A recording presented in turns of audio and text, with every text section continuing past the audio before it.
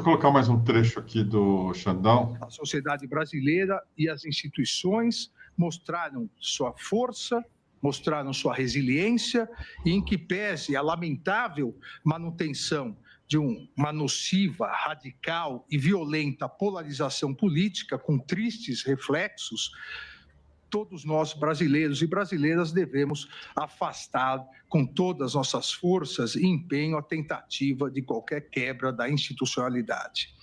Mas, presidente, nesses momentos, a história nos ensina que a impunidade, a omissão e a covardia não são opções para a pacificação, pois o caminho aparentemente mais fácil, e só aparentemente, que é da impunidade, que é da omissão, deixa cicatrizes traumáticas na sociedade e corrói a democracia, como, lamentavelmente, o passado recente do Brasil demonstra. A pacificação do país, que é o desejo de todos nós, a pacificação do país depende do respeito à Constituição, da aplicação das leis e do fortalecimento das instituições. Não havendo possibilidade de se confundir a saudável e necessária pacificação com a covardia do apaziguamento, que significa impunidade e desrespeito à Constituição Federal e, mais, significa incentivo a novas tentativas de golpe de Estado. A missão desse Supremo Tribunal Federal é analisar as acusações oferecidas pela Procuradoria-Geral da República, a partir das provas produzidas, segundo o devido processo legal, a ampla defesa, o contraditório, como foi verificado na presente ação penal e será detalhado no relatório. Tânia Mandarino, a impunidade, a omissão e a covardia não são opções para a pacificação. Você concorda com Alexandre de Moraes ou não? Concordo plenamente nesse sentido e penso que aí ele dá um recado muito grande para muita gente, tanto de dentro das instituições, de instituições como o parlamento, como que representa esse poder legislativo, quanto para o pessoal que está pedindo anistia, né? Aí ele dá um recado muito claro para o pessoal da anistia. Agora, quando ele diz um pouco antes sobre a nocividade da polarização, eu já tenho um pouco de discordância aqui. Porque, é claro, ele está falando como representante de uma instituição que é o próprio, né, um dos três poderes da República. Ele tem que tomar para as instituições mesmo esse papel de pacificar, né?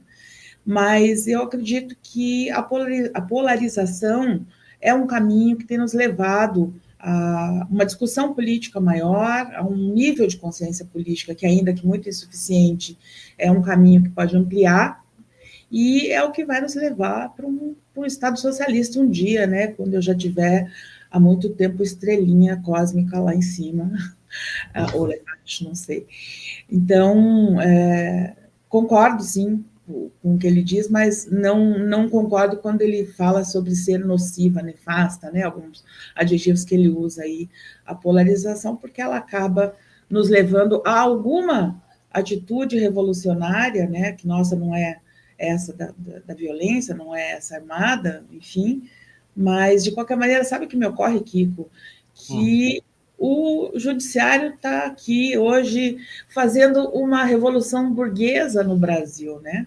Como foi na França lá há algum tempo atrás. Isso é uma coisa que nós nunca tivemos, né?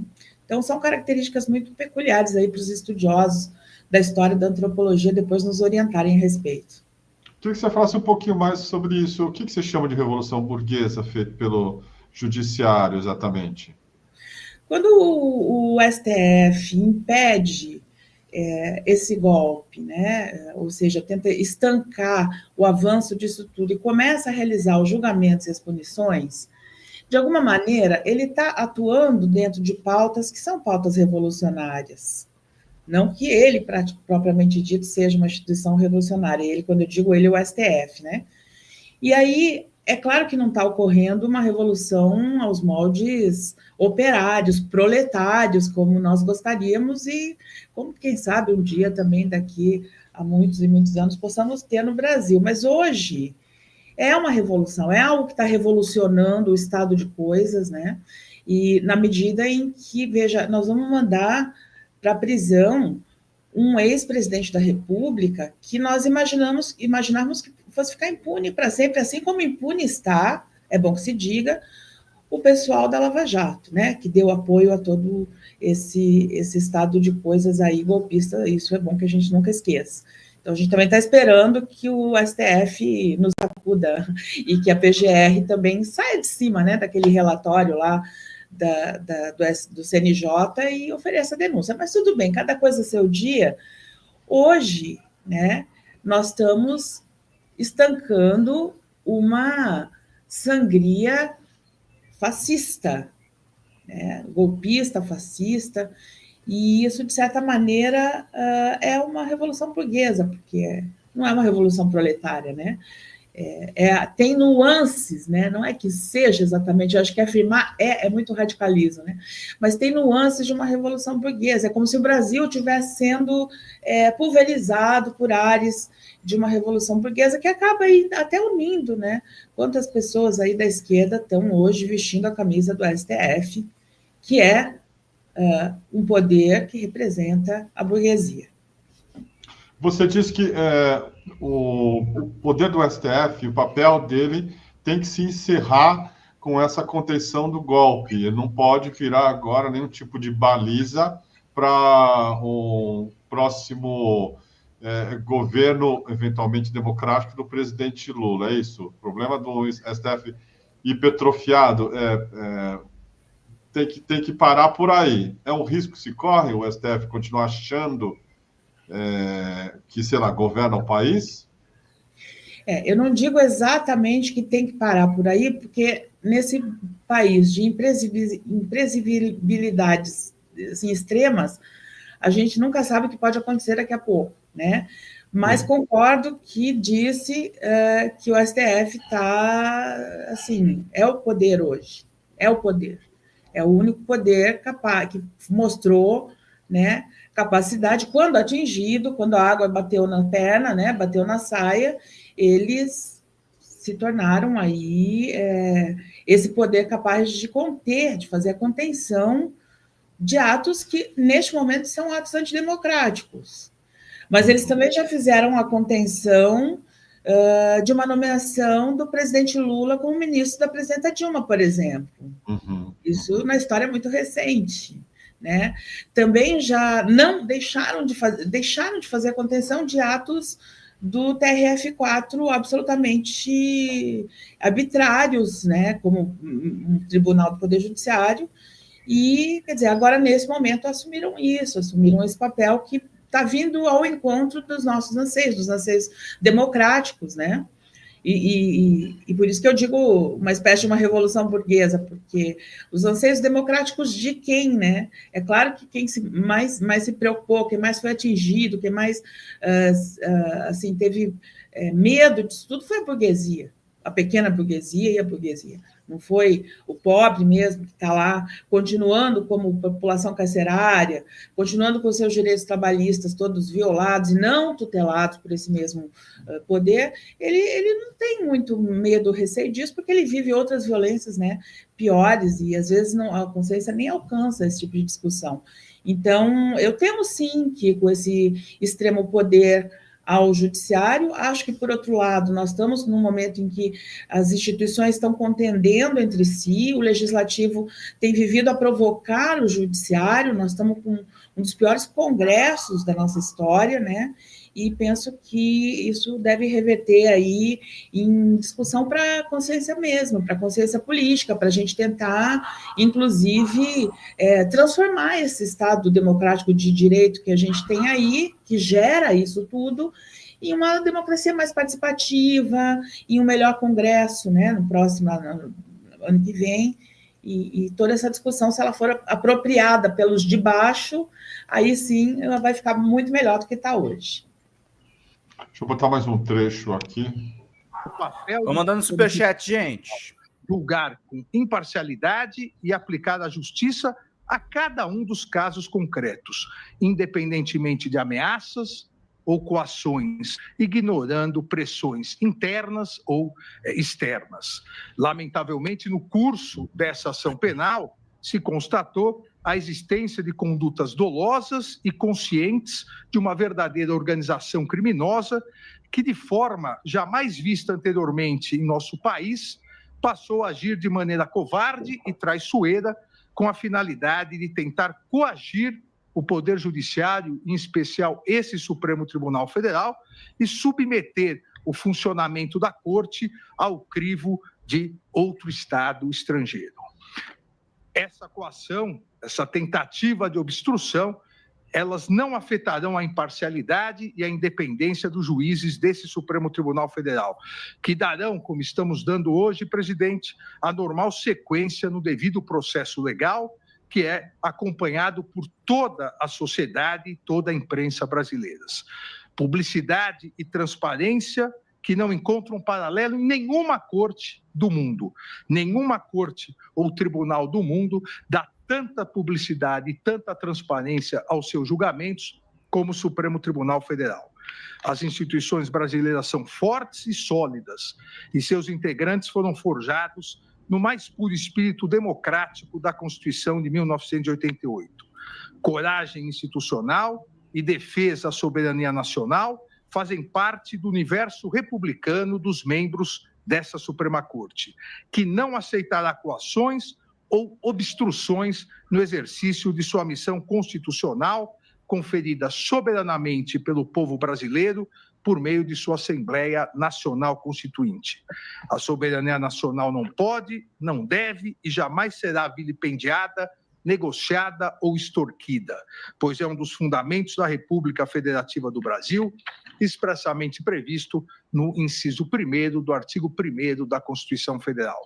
O Supremo Tribunal Federal sempre será absolutamente inflexível na defesa da soberania nacional e em seu compromisso com a democracia, os direitos fundamentais, o Estado de Direito, a independência do Poder Judiciário Nacional e os princípios constitucionais brasileiros. A independência judicial constitui um direito fundamental dos cidadãos.